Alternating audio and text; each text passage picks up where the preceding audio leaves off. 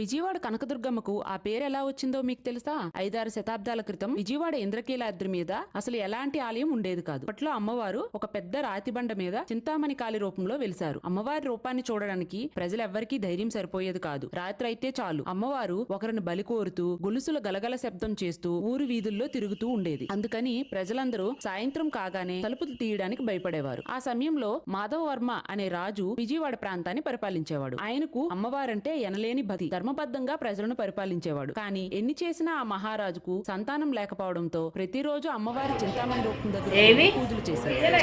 అమ్మవారు కరుణించడంతో రాజుకు పుట్టిన సంతానం కలిగింది. అది అమ్మవారి దయవల్లే కలిగింది అని నమ్మకంతో రాజు అమ్మవారికి మొట్టమొదటి ఆలయాన్ని నిర్మించాడు. రోజులు గడిచే కొద్దీ యువరాజు నిన్న సరస్వతి రూపం పెట్టినట్టుగా